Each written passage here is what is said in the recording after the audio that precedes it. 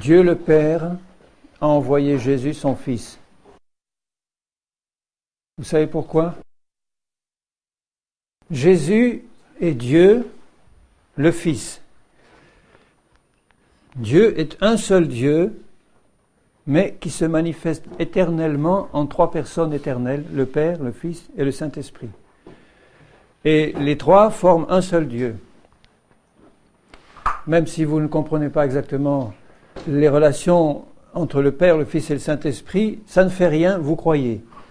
Vous croyez que Dieu est un en trois personnes, Père, Fils, Saint-Esprit. Donc le Père qui nous aime, le Fils nous aime aussi et le Saint-Esprit nous aime aussi, puisque c'est le même Dieu et que Dieu est amour. Le Père a vu que nous étions perdus. Nous sommes tous nés dans le péché. Nous le savons. Nous sommes tous nés dans le péché. Nos parents étaient des pécheurs. Il n'y a que les premiers parents, Adam et Ève, qui au départ n'étaient pas pécheurs quand ils ont été créés par Dieu, mais ils le sont devenus ensuite parce qu'ils ont désobéi. Ensuite, ils ont fait des enfants, et ces enfants ont fait des enfants jusqu'à nous maintenant, et nous sommes tous nés dans le péché. Donc nous avions besoin de sortir du péché. Le Seigneur veut nous faire sortir du péché, ça c'est le salut, puis ensuite il veut faire sortir le péché de nous, ça c'est la sanctification. Il y a des gens qui reçoivent le salut, ils ont compris qu'ils étaient pécheurs, ils ont demandé pardon à Dieu, ils ont compris que Jésus était mort sur la croix pour eux, pour les sauver, mais ils n'ont pas compris encore que Jésus voulait les changer de fond en comble. C'est une chose que d'être sauvé, d'avoir nos péchés tous pardonnés, et puis de recevoir la vie de Dieu, ça c'est une chose. Mais après, marcher sur la terre comme Jésus a marché, ça c'est une autre chose. C'est pas pareil. Et Dieu veut prendre tous ces anciens pécheurs que nous étions, parce que quand nous sommes sauvés, nous ne sommes plus des pécheurs. Nous pouvons encore pécher si nous gardons pas les yeux sur Jésus et sa parole dans le cœur. Mais ces anciens pécheurs condamnés qu'il a sauvés par son sang, il les prend, il les place dans son royaume, et à partir de là, par le Saint-Esprit qu'il nous a donné, il veut nous transformer complètement pour nous faire ressembler à Jésus. Alors, quand tu te regardes dans la glace le matin ou le soir, est-ce que tu vois que tu ressembles à Jésus? Quand tu te regardes aujourd'hui, est-ce que tu vois que tu n'es plus le même aujourd'hui qu'il y a 6 mois? Quand tu as connu Jésus, hein? Là, je parle à des gens qui connaissent Jésus, pas qui croient en Jésus simplement. Parce qu'il y a beaucoup de gens qui croient que Jésus a existé, que Jésus existe, que Jésus est le sauveur du monde. Mais des gens qui ont reçu Jésus dans leur cœur, qui l'ont accepté, et qui ont dit « Maintenant, Seigneur, j'ai compris, ma vieille vie passée ne vaut rien, je veux vivre avec toi pour toujours, et je veux que tu fasses en moi tout ce que tu veux faire. » Et Jésus veut faire ça dans la vie de ceux qui lui sont consacrés à 100%. Vous savez ce que ça veut dire, consacré? Ça veut dire donner entièrement. Normalement, un mari qui aime sa femme, il est consacré au bien de sa femme. Et inversement, une épouse qui aime son mari est consacrée au bien de son mari. Mais quand ils sont chrétiens tous les deux, avant tout, ils sont tous les deux consacrés au Seigneur.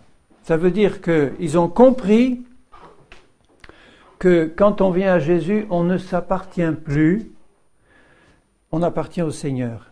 Alors, ce qui caractérise les pécheurs que nous étions avant, c'est que quand on était dans le monde, qu'on était pécheurs, on ne vivait que pour nous-mêmes. C'est ça, les pécheurs, c'est ça qui les caractérise. Les gens qui sont dans ce monde, même les meilleurs, même ceux qui ont l'air bons, gentils, aimables, en fait, c'est Dieu qui le dit, parce qu'ils sont dans le péché, ils ne pensent de près ou de loin qu'à leurs propres intérêts. C'est normal, on est né comme ça dans le péché. C'est normal pour ceux qui sont dans le péché. Mais c'est pas normal pour Dieu qui veut nous changer. La caractéristique de celui qui a accepté le salut, c'est qu'il ne vit plus que pour Dieu. Il ne vit plus que pour Dieu. Et pour ce que Dieu lui demande de faire. Ça veut dire que nos intérêts personnels ont été sacrifiés sur la croix, parce qu'on sait que Dieu a des intérêts pour nous, parce qu'il nous connaît et il a un plan pour nous, des intérêts qui sont bien plus grands que ceux qu'on pouvait avoir pour nous-mêmes avant. Nous, on avait notre plan pour notre vie. Si vous interrogez une jeune fille ou un jeune homme aujourd'hui, vous le prenez au lycée par exemple, vous dites « Qu'est-ce que tu veux faire de ta vie ?» Bon, s'il a une idée, il va peut-être vous dire « Moi, je voudrais réussir ma vie, je voudrais avoir un bon diplôme, un travail, autant que possible, pas de nuit, un bon travail, le mieux payé possible, et puis bien réussir, monter, et puis avoir une femme que j'aime, de beaux enfants, fonder un bon foyer. » Ça fait partie des objectifs que beaucoup ont, même si ils ne le disent pas ouvertement, mais dans le cœur de la plupart des gens et des jeunes, c'est ça qu'ils cherchent. Ils cherchent à être heureux. Mais comme ils ne se rendent pas compte, si Dieu ne les éclaire pas, qu'ils sont nés dans le péché et qu'ils vont à la mort et à la destruction, ils ont des idéaux, des idées qui ne vont jamais se réaliser. Les plus belles d'entre elles ne vont pas se réaliser, parce qu'il n'y a pas Dieu au centre. Mais il y a ce désir d'être heureux. Interrogez les gens autour de vous, ils vous diront « Tu voudrais être heureux ?»« Ah oui, je voudrais être heureux. Moi, je voudrais être en bonne santé, je voudrais avoir un bon salaire, une bonne femme, un bon mari, des enfants, un bon travail, réussir ma vie. Et après, quand tu vas mourir, après, on verra, j'aurai réussi ma vie, après. » Moi, j'avais tout ça avant de connaître Jésus. J'avais un bon travail, un excellent salaire, une bonne, gentille, belle femme, des beaux enfants, un bon travail, tout pour réussir. Une famille qui m'avait aimé, une bonne éducation, tout. Et puis quand ma fille est morte, d'accident, quand elle avait 5 ans et demi, à ce moment-là, tout s'est écroulé. Et j'ai compris que la mort était là et m'attendait. C'était ma fille qui était morte, mais demain, ça serait moi, ou après-demain, ou dans 10, 20, 30. Et après, je ne savais pas ce qu'il y avait derrière. Je disais, après la mort, les uns me disent, il n'y a rien, les autres me disent, il y a Dieu, il y a le paradis, il y a l'enfer, mais moi, je ne savais pas, en fait, je n'avais pas de certitude. J'avais quelques espoirs, mais pas de certitude. Et il a fallu qu'un collègue vienne me dire, les yeux en face, le jour de l'enterrement, en plein cimetière, il ne m'a pas fait un long sermon, il m'a regardé dans les yeux et il m'a dit « Henri, Dieu existe et Jésus-Christ est vivant. » Et comme il le disait de tout son cœur parce qu'il connaissait Dieu, eh bien, il y a quelque chose qui est passé et j'ai compris qu'il disait vrai et j'ai eu envie de connaître ce Dieu que je ne connaissais pas en fait. Et à ce moment-là, Dieu qui n'attendait que ça, parce que Dieu veut se révéler aux gens. Il ne veut pas rester en dehors comme ça, sur un trône lointain. Il veut se révéler et il veut entrer dans leur vie parce qu'il sait que sans lui, nous allons à la mort. Il veut se révéler pour nous remplir de sa présence, pour nous détacher complètement de toutes les choses qu'il n'aime pas, du péché, du monde et de l'esprit de ce monde, pour nous remplir de sa connaissance, nous remplir de ses dons, de la connaissance de sa parole, et pour nous utiliser comme des instruments sur cette terre, et puis nous admettre avec lui dans l'éternité pour toujours, où nos yeux le verront face à face. J'ai parlé à des gens, pas beaucoup, mais qui avaient vu Jésus face à face. Ce n'étaient pas des mystiques, des illuminés, ils ont eu une apparition du Seigneur Jésus, mais dans le fond, quand on y réfléchit, c'est pas étonnant, parce qu'il est ressuscité. Il est vivant. Jésus n'est pas un esprit désincarné qui flotte dans les lieux célestes. Il est vivant aujourd'hui. Il est revenu à la vie. Il est mort. Il est ressuscité. Il a un corps.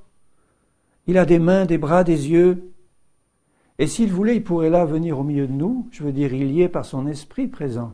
Mais il pourrait se manifester. Nos yeux pourraient le voir. Mais il ne le fait pas parce qu'il nous demande de marcher par la foi. Mais j'ai parlé à quelques personnes qui avaient vu Jésus, qui s'étaient manifestés à elles dans une occasion difficile de leur vie, où ils criaient à Dieu en n'ayant aucun espoir de sortie, et Jésus s'est manifesté à eux. Jésus est arrivé.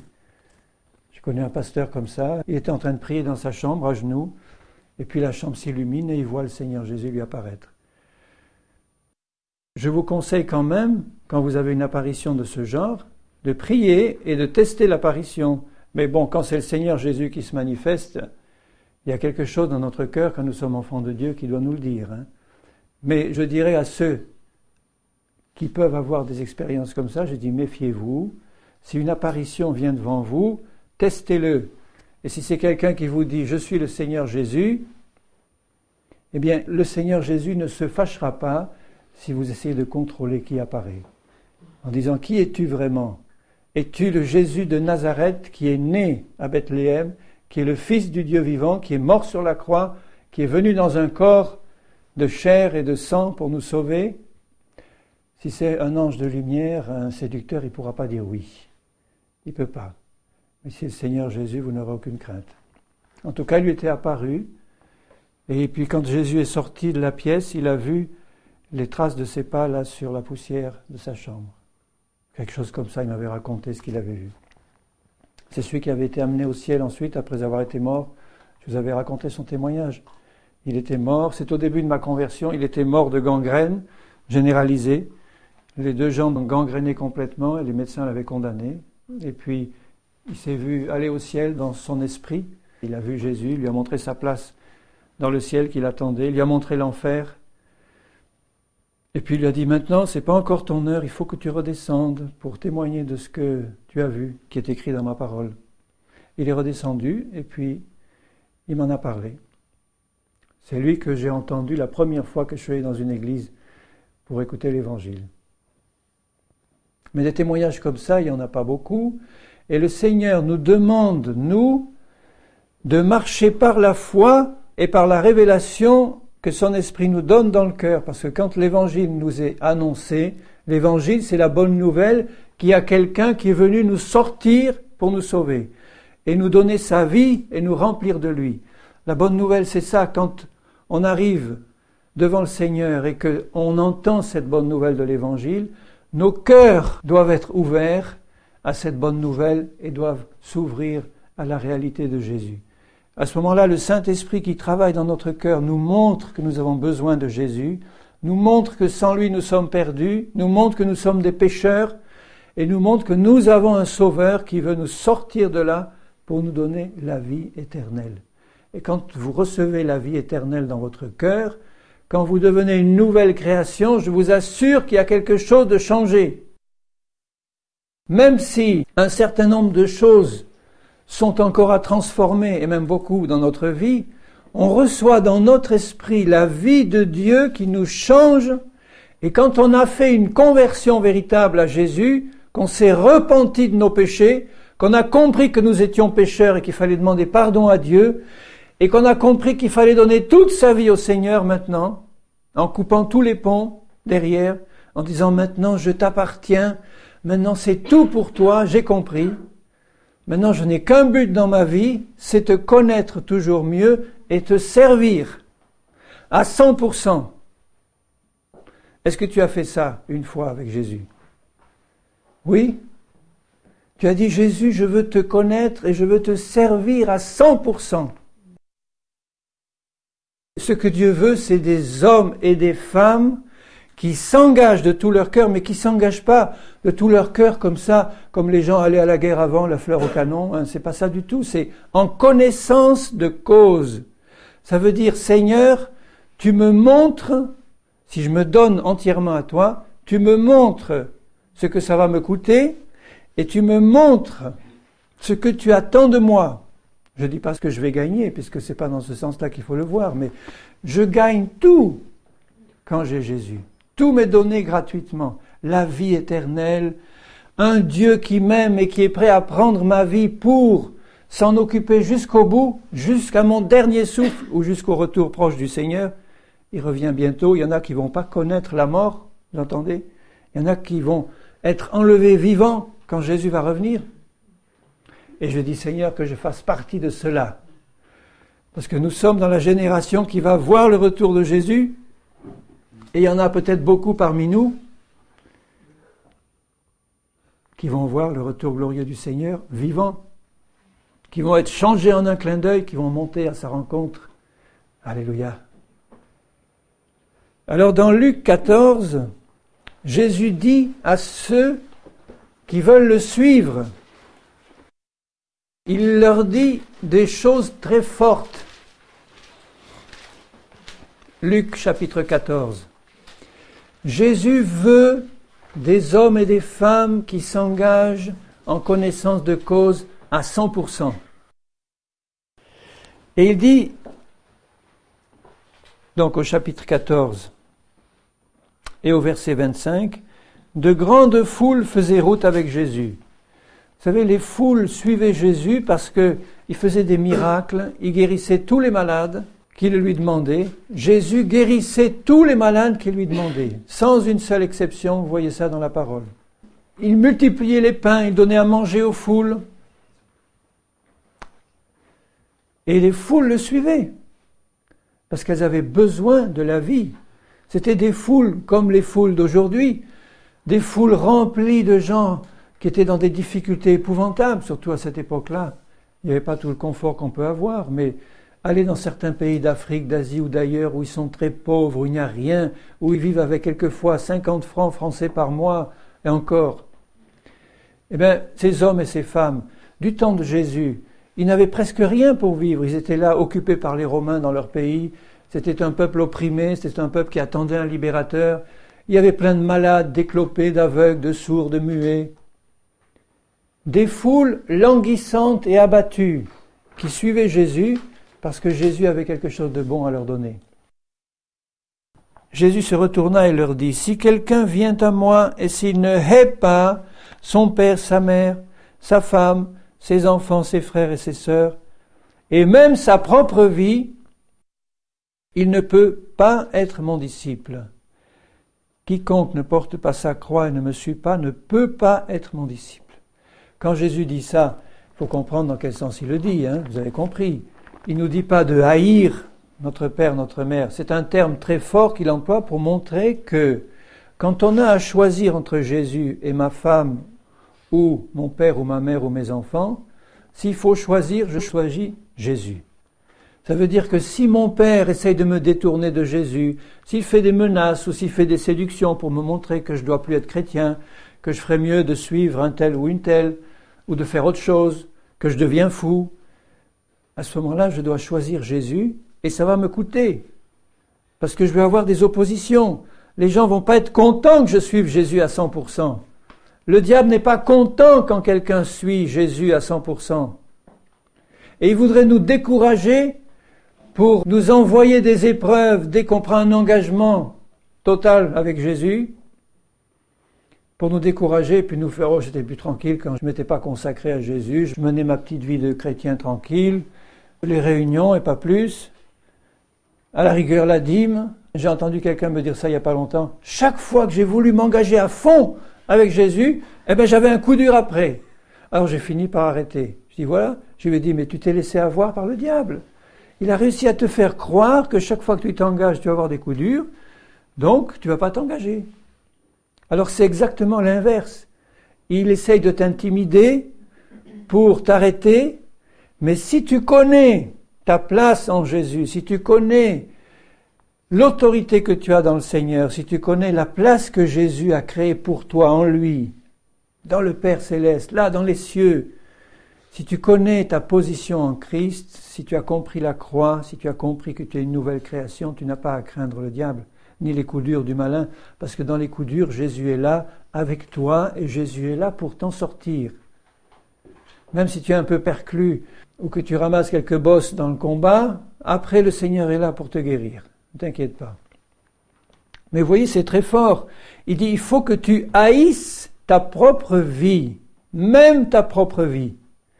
Ma propre vie, ça veut dire ma vie que j'avais avant, quand j'étais sans Jésus, où je ne pensais qu'à mes intérêts personnels, à ma satisfaction personnelle. Il fallait que mon épouse soit aux petits soins pour moi, d'abord. Après, moi je pouvais penser à elle, mais c'était d'abord. C'est ça l'esprit de ce monde, c'est tourner vers nos intérêts personnels. Espérer toujours d'avoir quelque chose. Quand on fait le bien pour quelqu'un, on en espère toujours quelque chose pour nous. Donc on aime notre propre vie. Et Jésus dit, il faut que tu laisses tomber ta vie, ta vieille vie, ta vie personnelle, où tu cherchais tes intérêts personnels, que tu reçoives ma vie à moi et que ma vie devienne ta vie. La vie de Jésus devient ma vie. Il faut que ce soit Jésus qui vive en moi et plus moi qui vis. Donc le Saint-Esprit qui m'a été donné pour bien reconnaître tout ce qui vient encore de ma vie passée, de ma propre vie, de mes désirs personnels et que Dieu veut éliminer. Il va me montrer ça, il me dit maintenant qu'est-ce que tu choisis ? Tu choisis de suivre encore ce que tu cherches toi ou tu choisis de faire ma volonté personnelle. Si tu ne fais pas ça, il ne dit pas tu ne peux pas être sauvé, il dit tu ne peux pas être disciple de Jésus. Et ce que Jésus veut, c'est pas des gens qui reçoivent le salut puis qui après ne s'intéressent plus au Seigneur. Ce sont des gens qui veulent devenir disciples de Jésus. Qu'est-ce que c'est qu'un disciple ? C'est quelqu'un qui est au pied du Maître et qui apprend de lui. Je veux apprendre de toi, Seigneur. J'ai tout à apprendre de toi. Je veux apprendre qui tu es d'abord, comment tu penses, comment tu réagis. Il y a tellement de chrétiens qui viennent vous poser ou me poser des questions. Ah, qu'est-ce qu'il faudrait faire ? Est-ce que le divorce est permis ou le remariage ? Et puis, est-ce que je peux aller voir les médecins ? Est-ce que je peux faire ci ou ça ? Alors, on peut leur dire, mais voilà ce que Dieu dit dans sa parole. Mais si tu connaissais bien Dieu et sa parole, tu aurais une réponse à toutes ces questions. Donc, l'encouragement que le Seigneur a pour nous, c'est de dire « approche-toi de moi », parce que c'est lui qui s'est approché le premier. Maintenant, je t'attire à moi. De ton côté, tu dois pousser vers Jésus de tout ton cœur, je veux dire chercher à le connaître de tout ton cœur. Et il dit, si tu cherches à me connaître, tu vas me trouver, tu vas me connaître. Ça veut dire que j'aime Jésus et je veux tout apprendre de lui. Si tu sais que tu as un bon maître, si tu as été élève ou écolier ou autre et que tu avais eu à choisir parmi tes profs, on te dit, ah celui-là c'est le meilleur de tous. Ah, malheureusement, c'est pas mon prof cette année. Mais si tu avais eu à choisir, c'est celui-là que tu aurais choisi parce que tu aurais appris mieux avec lui. Mais lui, c'est un maître parfait. Il connaît tout parfaitement et il veut tout nous apprendre du ciel. Jésus connaît le ciel parfaitement. C'est lui qui l'a créé. Il est Dieu, il est le Créateur. Il mérite d'être connu. Je crois que le Seigneur Jésus est un grand inconnu de son peuple. On le connaît un peu, certains le connaissent un peu plus, mais quand vous pensez que Dieu est infini, Dieu est amour, Dieu est sainteté, Dieu est perfection absolue, il n'y a pas de limite à la perfection de Dieu et à ce qu'il est. Et il nous dit, approche-toi de moi parce que je veux me faire connaître à toi. Tu te rends compte de cette grâce qu'il nous donne ? Et si de notre côté nous n'avons pas le désir de connaître Jésus, comment est-ce qu'on va pouvoir marcher avec lui ? Comment est-ce qu'on va pouvoir avoir une réponse à nos questions ? Comment est-ce qu'on va pouvoir apporter une réponse aux autres qui viennent nous interroger ? Parce qu'ils espèrent avoir une réponse de Dieu par notre bouche. Si tu ne connais pas Jésus personnellement, tu pourras peut-être aller à des réunions, tu pourras être un chrétien ordinaire, entre guillemets, mais tu seras inutile entre les mains du Seigneur Jésus si tu ne le connais pas. Il veut se révéler à toi pour que tu le connaisses. Comment tu peux connaître Jésus ? Eh bien en lui disant de tout ton cœur, Seigneur, fais-toi connaître à moi. Si tu as envie de connaître quelqu'un, qu'est-ce que tu fais dans le monde ?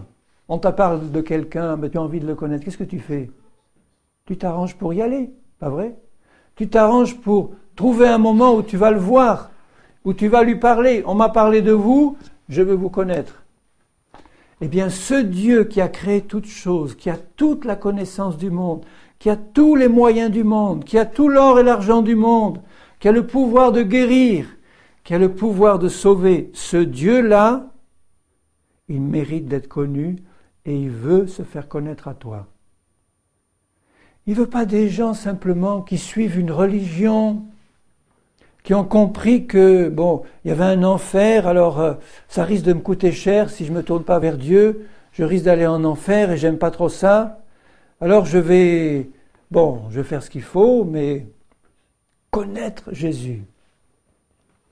Jésus a dit, la vie éternelle, c'est que les hommes te connaissent, il parlait à son Père, et qu'ils connaissent celui que tu as envoyé, Jésus.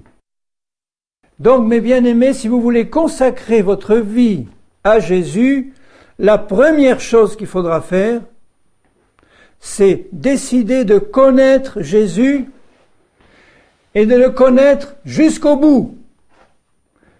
Quand il nous dit dans sa parole qu'il veut que nous soyons remplis de toute la plénitude de Dieu, est-ce que nous, chrétiens, on peut imaginer ce que ça représente, ça?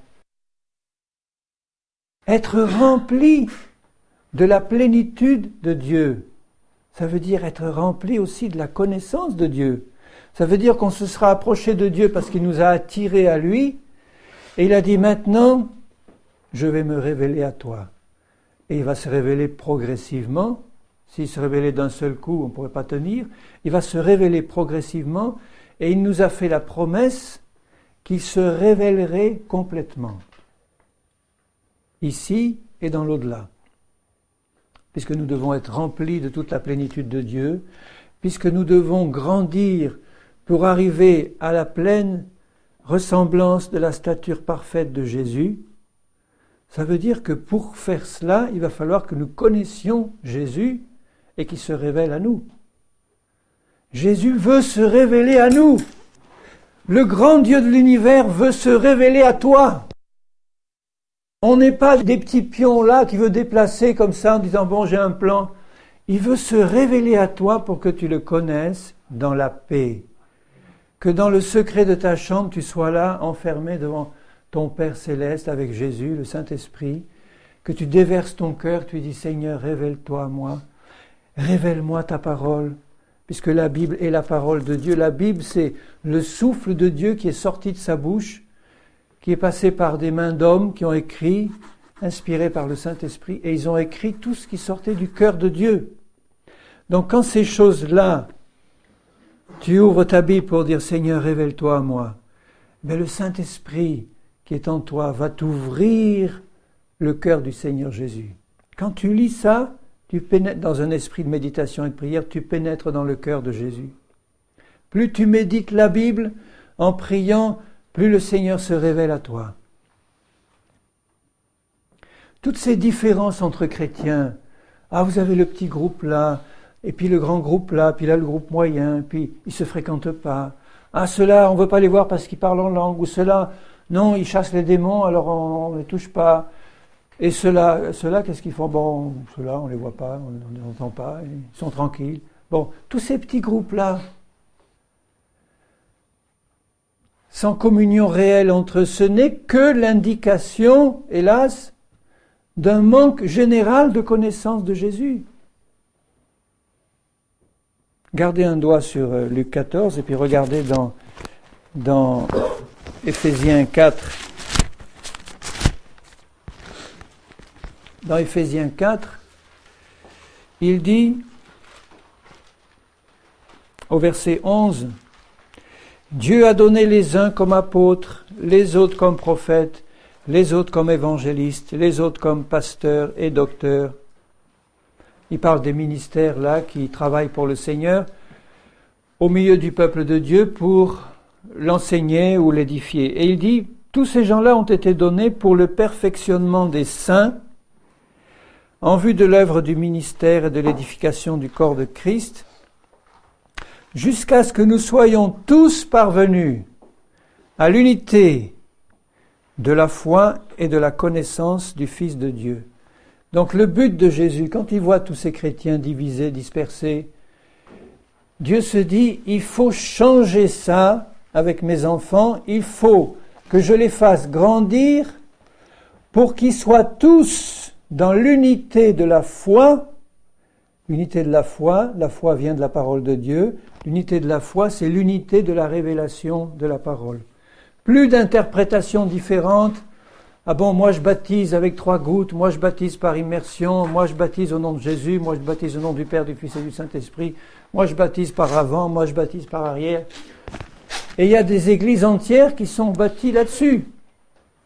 Ça veut dire qu'il y a des différences d'interprétation qui ne sont pas dans le cœur de Dieu à cause du manque de connaissance de Jésus. Et si nous tous, nous pouvions grandir ensemble dans la connaissance de Jésus, on va se retrouver. Parce que forcément, en grandissant dans la connaissance de Jésus, Jésus va nous dire, mais tu sais, l'interprétation que tu avais gardée comme bonne, elle n'est pas bonne.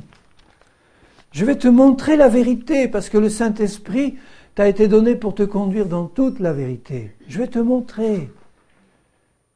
Et puis à l'autre, il dit, oui, toi, tu avais la bonne interprétation, mais tu vois, tu avais la mauvaise manière de la faire passer ou de la vivre. Je vais te montrer où ça ne va pas.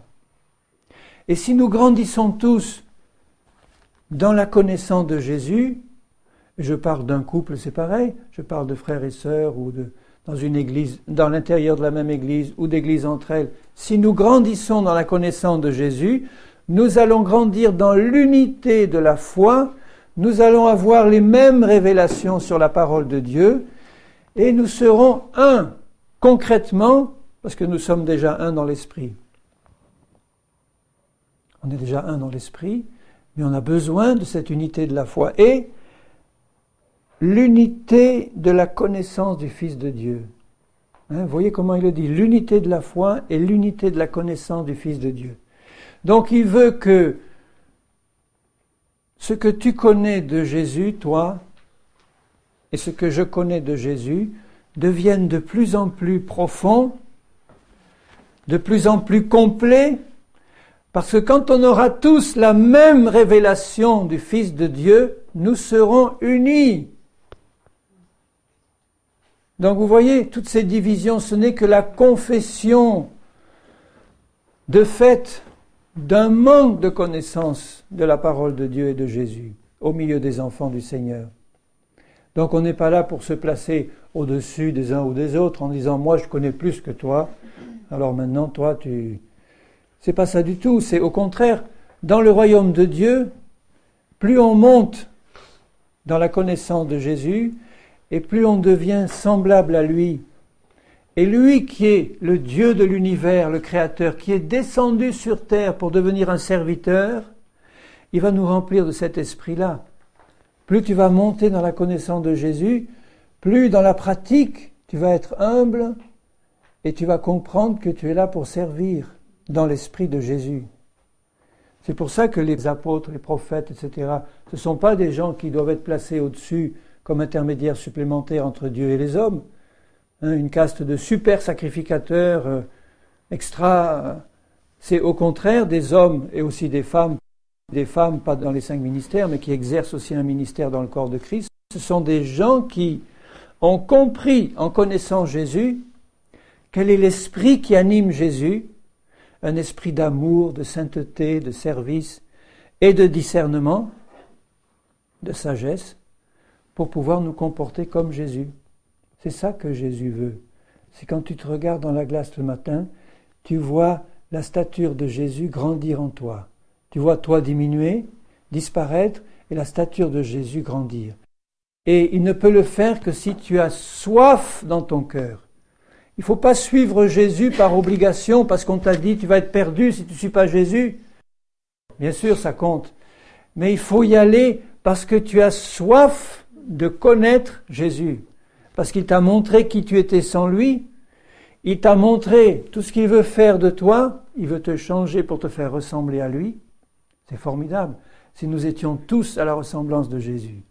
Si quand je vais voir un frère, une sœur, etc., je peux lui passer tout ce que j'ai de Jésus et je reçois de lui ou d'elle tout ce qu'elle a reçu de Jésus, dans l'amour, dans l'unité de l'interprétation de la parole. C'est rare aujourd'hui, c'est rare de trouver entre 2 frères ou 2 sœurs ou 2 membres du corps de Christ une vraie communion dans la foi et dans l'esprit et dans la connaissance de Jésus. Pourquoi est-ce que c'est si rare? Ça ne devrait pas. Il dit là, jusqu'à ce que vous soyez tous parvenus. Donc c'est ça le but. Et ce qui me réjouit, malgré le fait que ce soit si rare dans le corps de Christ, dans son ensemble, dans l'Église dans son ensemble, ce qui me réjouit, c'est qu'au fur et à mesure que le temps du retour de Jésus approche, son esprit travaille dans le cœur de toutes ces brebis et elles comprennent de plus en plus la nécessité de s'attacher à Jésus seul pour le suivre lui, le connaître lui.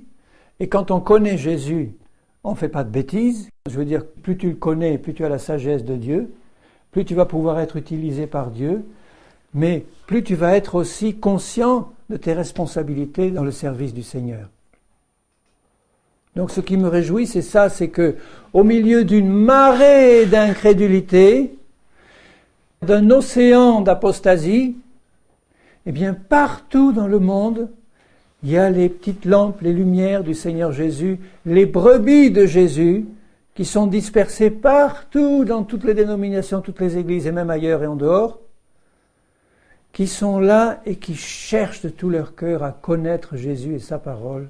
Et Jésus est en train de se révéler à elles, à ces brebis-là. Elles entendent la voix de Jésus et elles deviennent de plus en plus, ces brebis-là, une dans la foi et dans la connaissance de Jésus. Ça veut dire que si je vais demain à Tokyo ou si je vais à Johannesburg ou si je vais à Nîmes, eh bien je sais, même si je ne les connais pas, que là, quelque part, Dieu a placé ses brebis. Et si je lui dis, Seigneur, fais-moi connaître quelques-unes de tes brebis, de celles qui entendent ta voix, parce que des églises chrétiennes, il y en a partout, mais de celles qui ont une connaissance, une communion avec toi, il va me les faire connaître. Et dès le premier regard, je sentirai cette communion. Voilà, on est dans l'unité de la foi, dans l'unité de la connaissance de Jésus. Un regard suffit. Il m'arrive de voir quelqu'un, un chrétien pour la première fois, avant même qu'on ait dit un mot, je sais dans mon cœur qu'on est dans une communion réelle déjà. C'est formidable, hein, de réaliser qu'il y a cette possibilité dans le corps de Christ, jusqu'à ce que vous soyez tous parvenus à l'unité et à l'état d'homme parfait. Fait, ça veut dire complet. Complet. Il ne manque rien. Toutes les pièces sont là. Quelquefois, on dit de certains, oh, celui-là, il n'a pas l'air très fini. C'est un peu vulgaire pour dire qu'il lui manque quelque chose. Mais dans le corps de Christ, il veut que nous soyons complets, finis. Nous le sommes en lui, il veut le faire concrètement, en nous. À l'état d'homme fait, à la mesure de la stature parfaite de Christ. Donc quand tu lis ça, moi ça me fait bondir dans mon cœur quand je lis des versets comme ça, quand je les relis. À chaque fois que je les lis, je bondis dans mon cœur. Je dis, mais c'est ton plan merveilleux. Qu'est-ce qu'il me reste à faire? Je le prends pour moi. Je m'en saisis par la foi. C'est l'attitude qu'on doit avoir devant la parole du Seigneur. On ne doit pas la lire comme ça, comme un roman. Ah oui, c'est intéressant, oui. Ah, nous sommes assis dans les lieux célestes en Christ, alléluia. Bon, puis ça devient comme ça un verset qui est déconnecté de la réalité. Tandis que quand on le lit en sachant que c'est Dieu qui nous parle, Dieu qui s'adresse à nous personnellement, parce qu'il a un plan qu'il veut réaliser. Et le Seigneur n'est pas heureux, il est triste de voir que sa parole merveilleuse, elle est négligée. On ne la prend plus au sérieux. On la lit encore dans les églises, mais la prendre au sérieux telle qu'il l'a donnée pour dire « Je la fais mienne, Seigneur, je la prends par la foi, et ayant cette foi dans le cœur, je te donne maintenant la possibilité, parce que la foi, elle va bouger la main de Dieu dans ma vie. Par la foi en cette parole, la main de Dieu est en train de me transformer pour réaliser ce qui est écrit. Donc tu n'es plus un pauvre, vieux, vilain pécheur misérable. » Un ex-pécheur misérable, oui. Il y a encore peut-être des choses sûrement à changer, à sanctifier dans ta vie, mais tu es devenu un saint, mis à part pour Dieu, un homme, une femme qui s'est engagé entièrement envers Jésus et à qui Jésus promet tout. Une pleine révélation de lui et un plein changement dans ta vie pour que tu deviennes semblable à l'image parfaite de Jésus. Mais si tu le croyais, ça commencerait à se voir, à se manifester dans ta vie. Les chrétiens qui disent « moi je suis enfant de Dieu » et puis qui continuent à vivre dans l'obscénité, dans les saletés de ce monde. Enfin, je ne veux pas de description, mais c'est ça. Ils n'ont pas la connaissance de Jésus. Ils n'ont pas été changés dans leur cœur. Ils ne sont pas nés d'une nouvelle vie. Il y a des chrétiens qui ont besoin d'être changés parce qu'ils sont en train d'être sanctifiés. C'est pas pareil. Quand tu sens la vie de Dieu dans un frère ou dans une sœur et que tu sens qu'il est travaillé par le Saint-Esprit parce qu'il désire changer, il peut être dans des tas de choses qui ont encore besoin d'être changées, mais c'est pas ça qui va compter à ce moment-là. Ce qui va compter, c'est son désir de s'approcher de Jésus pour qu'il le change, et Jésus va le faire. Et on va voir du fruit qui va être porté. On va voir une vie qui va porter du fruit. Dans le temps qui passe, on va voir des changements, des victoires définitives vont être remportées. Il va y avoir quelque chose de réel, de profond qui va se faire. C'est ça qui compte. Moi, je refuse de collaborer, de discuter et de m'occuper de ceux qui se disent frères et sœurs et qui vivent comme des païens, sans en éprouver apparemment le moindre souci.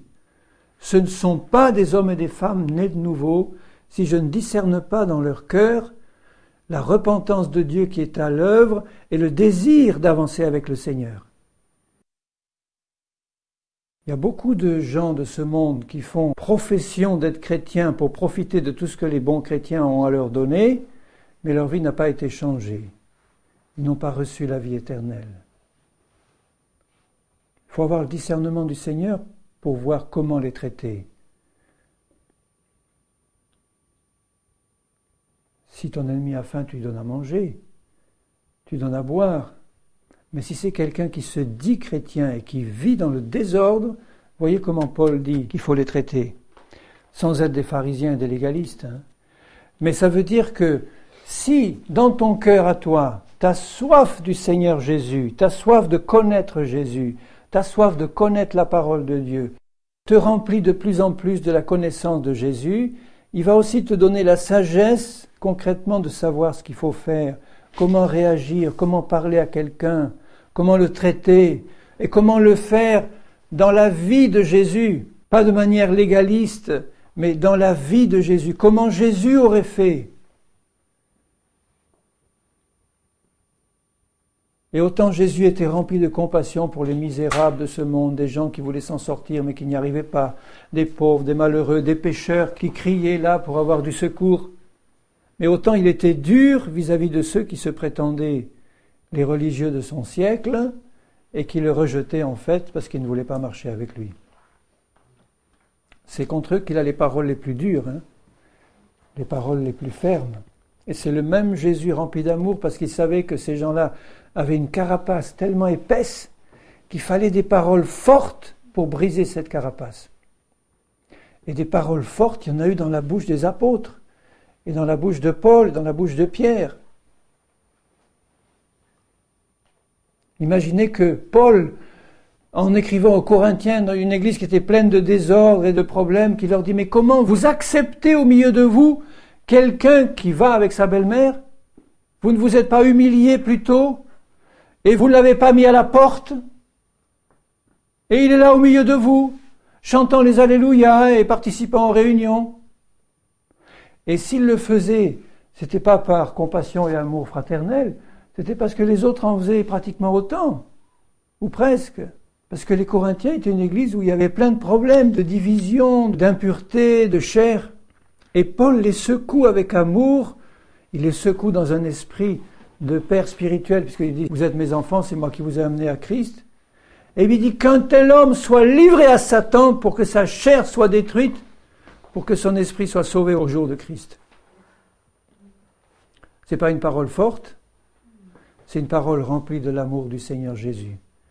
Parce que ce que Jésus voulait, c'était sauver cet homme, lui faire comprendre qu'en vivant comme ça ouvertement dans le péché, tout en se disant chrétien, il y avait quelque chose que Dieu voulait ôter de sa vie. Il ne voulait pas se repentir de ce péché et continuer à faire comme si rien n'était. Et un peu de levain fait lever toute la pâte et une mouche morte infecte tout le parfum. Et Paul se sentait obligé par le Saint-Esprit de discipliner ses Corinthiens et ce pécheur qui n'était pas repenti pour lui dire « Voilà, le jugement de Dieu vient sur toi. Je te livre à Satan pour que ton corps soit détruit. Il faut être rempli de sagesse et du Saint-Esprit pour faire des choses comme ça. Vous ne trouvez pas? N'importe qui ne peut pas le faire. Aujourd'hui, beaucoup de pasteurs lui auraient dit « Bon, viens, tu es enfant de Dieu, tu es sous la grâce. Nous allons prier pour toi. Le Seigneur va finir par toucher ton cœur. » C'est pas comme ça qu'il faut faire. Dans Luc 14, je reviens.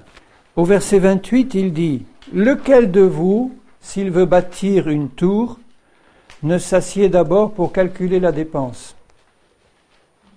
et voir s'il a de quoi la terminer, de peur qu'après avoir posé les fondements, il ne puisse l'achever. Et que tous ceux qui le verront ne se mettent à le railler en disant « Cet homme a commencé à bâtir et il n'a pas pu achever. » C'est dans cet esprit-là que nous devons suivre Jésus.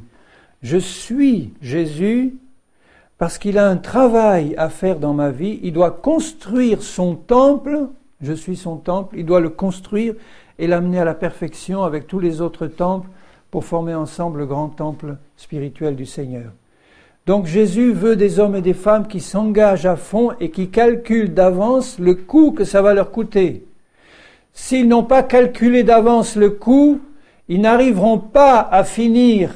La tâche ne sera pas finie. Dieu ne pourra pas finir la tâche. Le travail sera laissé à l'abandon et ça sera un contre-témoignage épouvantable. C'est comme un roi qui prévient tout son peuple qu'il va construire un grand, magnifique palais à la gloire de son royaume, et puis qui commence à construire un beau palais, puis il n'a plus l'argent pour terminer. Il a pompé tous les sous, il n'a plus rien, et puis là, le palais est à moitié achevé, et maintenant il dit à tout le monde, je ne peux pas terminer. Imaginez la réputation de ce grand roi. Ça ferait bien. Quand nous commençons ce travail avec Jésus, il faut le laisser aller jusqu'au bout. Moi, je ne me rends pas compte de tout ce qu'il y a au fond de mon cœur. Je ne vois pas jusqu'où va la nature de péché dans ses moindres détails subtils. Quand j'ai vu les choses les plus grossières, si je m'arrête là en disant « Bon, ça va, Seigneur, tu as fini ton travail, c'est bien. Maintenant, je suis arrivé. » Mais tu n'es pas arrivé du tout, parce que le Saint-Esprit veut te montrer tout ce qu'il y a encore de subtil, comme réaction charnelle, ou réaction psychique, ou réactions qui ne sont pas de Dieu, ou pas spirituelles. Et il veut te révéler ça pour dire, tu vois tout ce qu'il y a encore dans ta vie que je veux changer. Tu veux me laisser aller jusqu'au bout? Oui, Seigneur, va jusqu'au bout. Allez, vas-y. Quel que soit le coût, vas-y, Seigneur, il le faut. Et Dieu te fait passer par une école qui peut être très difficile. Un apprentissage où tu vas passer par des épreuves, non pas pour que tu sois écrasé, mais pour que tes yeux s'ouvrent sur tout ce qui sort de ton cœur. Est-ce que ce sont des bonnes choses qui sortent de ton bon trésor? Ou est-ce qu'il y a encore des mauvaises choses qui sortent de ton mauvais trésor? Il faut que tout ça s'en aille, que ça soit remplacé par les choses d'en haut, les pensées de Jésus, les sentiments de Jésus, les paroles de Jésus, que ça remplisse ton cœur. C'est ça que Dieu veut. Et si toi tu es encore attaché à ta vie personnelle, si tu dis au Seigneur, Seigneur, ton travail commence à faire mal maintenant, hein? Maintenant j'en ai assez, hein? Ça suffit, j'ai assez souffert comme ça, la croix c'est trop pénible, je veux pas mourir. Au sens spirituel, ma vie personnelle, je veux pas la lâcher à 100%. Eh bien le travail ne se finira pas et les railleurs s'approcheront de toi pour se moquer en disant « Comment cet homme a commencé, il n'a pas pu finir ».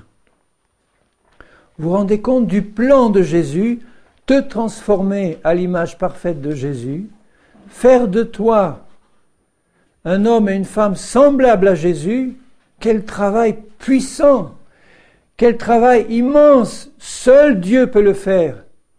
Si moi je reste attaché à Jésus, si je ne suis pas attaché à moi, à ma vie personnelle, Jésus va le faire, il va me montrer les choses, il va me révéler les choses d'en haut, il va me révéler ce qui est en moi, je vais saisir par la foi tout ce qu'il me montre, et il va faire un travail de perfectionnement. Jusqu'au bout, je veux te suivre, Jésus. Jusqu'au bout. Ça va te coûter tout, toute ta vie, tout ton argent, tout ton or, tout va y passer. Quand tu viens au Seigneur Jésus, il te prend comme sa propriété, tu lui appartiens, il n'y a plus rien qui t'appartient. Quand j'entends enseigner sur la dîme, par exemple, je dis, mais ils n'ont pas compris que toute leur vie appartient à Jésus. Donc tout ce qu'ils ont appartient à Jésus. Ce n'est pas 10%, c'est 100% qui appartient à Jésus. C'est toute ma vie, c'est tout mon temps, c'est tout mon argent, c'est tout mon or. Ma vie personnelle ne m'appartient plus. Je t'ai tout donné, Seigneur, et tu vas me montrer maintenant ce qu'il faut faire. C'est la question de Saul de Tarse, quand Jésus le fait tomber là sur le chemin de Damas, qu'il a compris que c'était Jésus qu'il était en train de persécuter. Et comme c'était un homme intègre et entier, sa première question, sa première parole a été de dire « Seigneur, que veux-tu que je fasse ?» Formidable. Que veux-tu que je fasse maintenant? Et toute sa vie, ça a été ça. Le matin, tu te lèves, Seigneur, qu'est-ce que tu veux que je fasse? Il veut t'apprendre à marcher par l'esprit. Ça s'apprend. Marcher par l'esprit, ça ne veut pas dire faire tout ce que ton bon cœur te montre. Ça, c'est charnel. Marcher par l'esprit, c'est suivre les intuitions du Saint-Esprit dans ton esprit et être sûr que ça vient du Saint-Esprit pour faire les choses que Dieu va te demander de faire et que celles-là. On apprend à marcher par l'esprit. Si tu dis, Seigneur, je veux que tu ailles jusqu'au bout dans ma vie, eh bien tu vas recevoir une pensée qui vient d'en haut et qui va dans ton cœur, dans ton esprit et qui vient de Dieu. Elle vient du Saint-Esprit, elle passe par ton esprit, de l'esprit elle va à l'intelligence, à tes pensées, à ton cerveau, et puis là il y a une pensée qui vient, et parce que tu connais Jésus de mieux en mieux et que tu connais sa parole de mieux en mieux, tu reconnais que c'est le Saint-Esprit qui est en train de te parler pour te demander de faire quelque chose. C'est ça qui s'appelle être conduit par le Saint-Esprit. On progresse dans la conduite du Saint-Esprit. Certains chrétiens ont 10% de leur vie qui est conduite par le Saint-Esprit. Je dis gloire à Dieu pour ces 10%. S'ils continuent à rester attachés, demain ça sera 20, 30, 100%. Parce que toute la vie personnelle aura été mise de côté, on s'est consacré entièrement et on apprend à reconnaître la voix de Jésus parce qu'on le fréquente tous les jours. Tous les jours, on a cette communion permanente avec lui, cette lecture de la parole, cette prière. On est là et on reconnaît la voix de Jésus. Il y a un petit bébé ici, là, tout à l'heure, je l'ai vu. Eh bien, ce petit bébé-là, je vous garantis que dans 3 mois, il saura distinguer la voix de ses parents de la voix de quiconque d'autre. Il vous le dira peut-être pas parce qu'il ne sait pas parler, mais il saura distinguer la voix de sa maman et la voix de son papa des autres. Et dans 1 an, si vous le mettez les yeux bandés dans une pièce avec 20 personnes, dont son père et sa mère, et puis vous le faites passer de l'un à l'autre, il saura au bruit de la voix qui c'est. Pourquoi il peut reconnaître le bruit de la voix de ses parents? Parce qu'il les voit tous les jours. Si tu passes un moment par mois ou un moment dans l'année parce qu'il y a eu une bonne convention, on a fait une bonne série de réunions, on a été rechargé à bloc, c'est bien. J'ai eu là un renouveau de la connaissance de Jésus et puis après, fini. Je suis pris par mes obligations, mes affaires et la voix de Jésus, je ne vais pas être habitué à l'entendre. Je vais avoir du mal à l'entendre. Mes brebis entendront ma voix parce qu'elles me connaissent.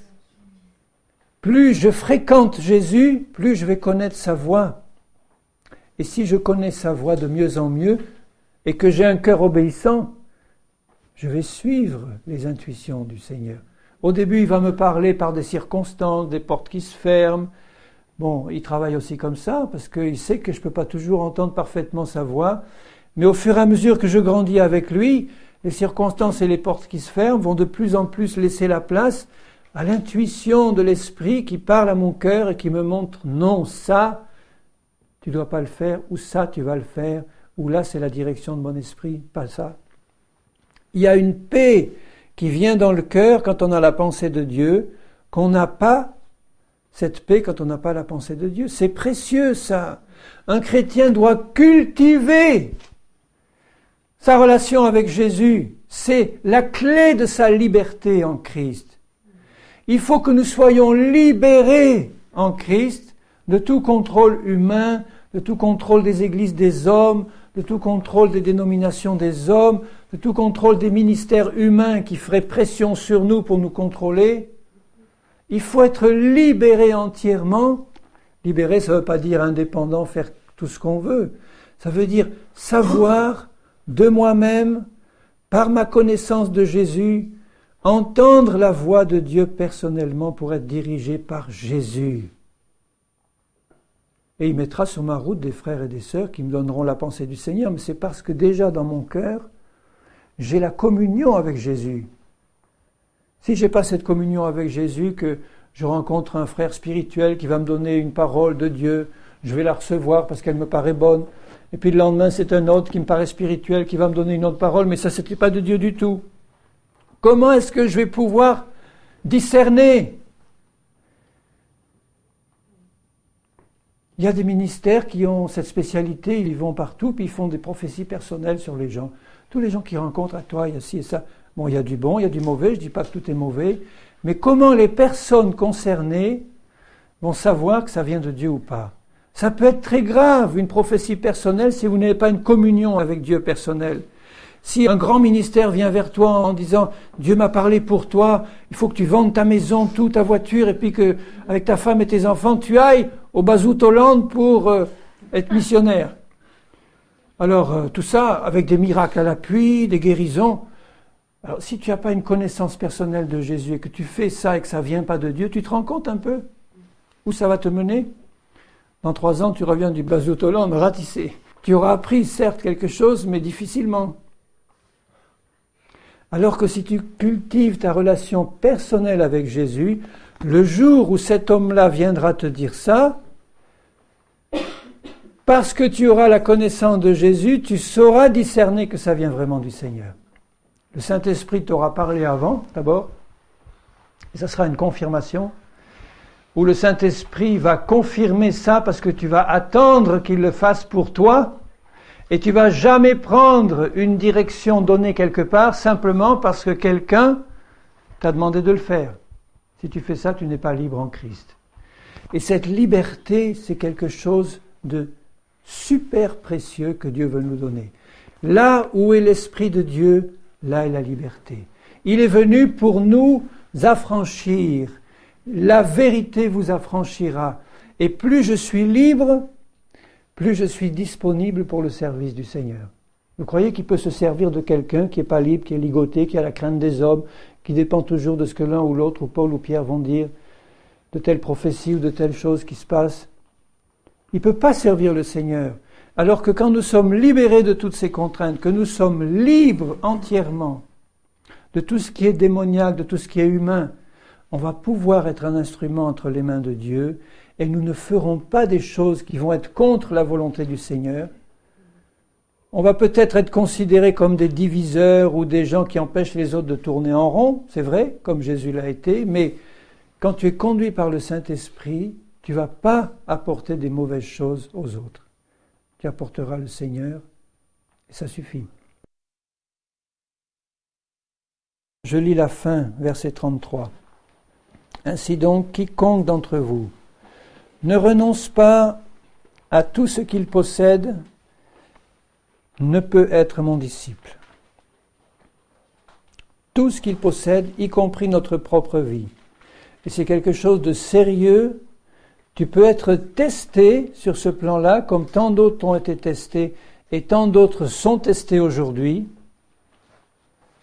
Il y a des pays aujourd'hui, je parle de certains pays musulmans, de certains coins de Chine, où quelqu'un qui prend Jésus comme son Seigneur et Sauveur, eh bien il risque sa vie, tout simplement.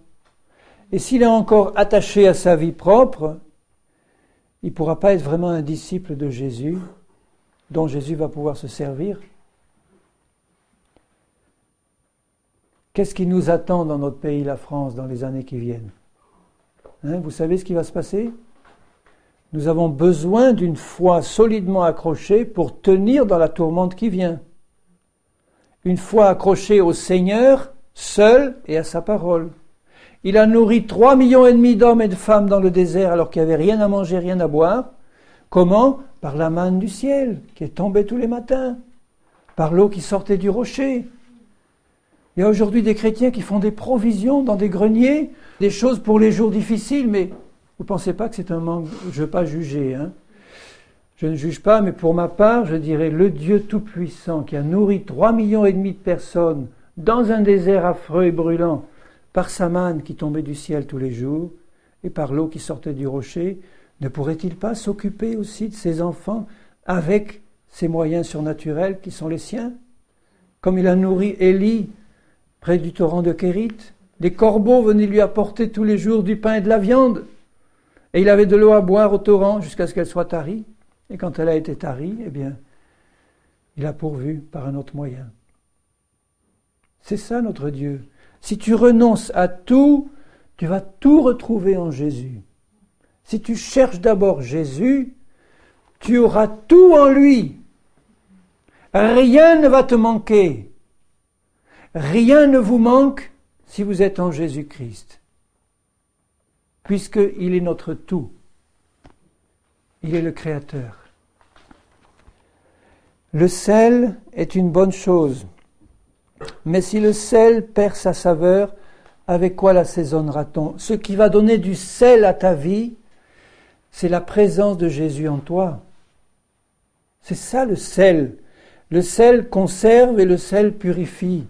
C'est la présence du Saint-Esprit en toi qui donnera du sel à ta vie. Si tu es un chrétien entièrement consacré et engagé, si tu as mesuré le prix à payer, si tu as accepté de tout donner à Jésus d'avance, que tu sois testé ou pas, ça ne sera pas important, je veux dire, parce que tu sais à l'avance, tu sais que toi, tu as tout donné à Jésus. Le test peut venir, tu vas le passer avec la grâce du Seigneur. Tu vas être le sel de la terre si tu as cet esprit-là, engagé à 100% pour Jésus. Il va te changer à 100% et tu vas être le sel de la terre. C'est ça qui va donner du goût à ta vie. Si le sel perd sa saveur, c'est tiède, c'est fadasse, c'est plein de compromis. Les chrétiens qui sont pleins de compromis dans le monde, un pied dans le monde, un pied avec Jésus, eh bien ceux-là, ils n'ont pas de sel, c'est sans saveur. Je dis, Seigneur, préserve-moi des compromis, je t'en supplie. Non pas parce que je veux être le légaliste pur et dur, mais parce que je veux que tu vives en moi et que tu te manifestes en moi, que tu prennes tout. Et Jésus a une saveur suprême. C'est lui le sel du monde et le sel de la terre, c'est le Seigneur Jésus. S'il remplit ma vie, je vais avoir du goût. Le sel qui a perdu sa saveur n'est bon ni pour la terre ni pour le fumier, on le jette dehors. Que celui qui a des oreilles pour entendre, entende. Alors je prie dans mon cœur que nous entendions la voix et l'appel de Jésus. Combien de temps il nous reste à vivre? Tu le sais combien de temps il te reste à vivre?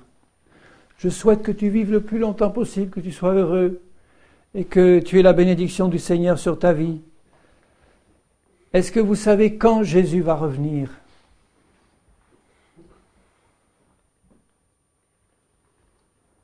Je disais tout à l'heure à quelqu'un qui voulait racheter quelque chose, je dis non, la seule chose qu'il faut racheter, c'est le temps.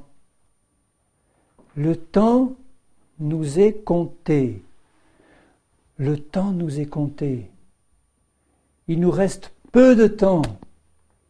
Si nous pouvons employer tout ce temps qui nous reste à servir Jésus de tout notre cœur, à le laisser faire ce travail en nous, on ne va pas forcément avoir un grand ministère mondial avec des milliers de personnes qui vont venir écouter la parole que nous allons leur annoncer.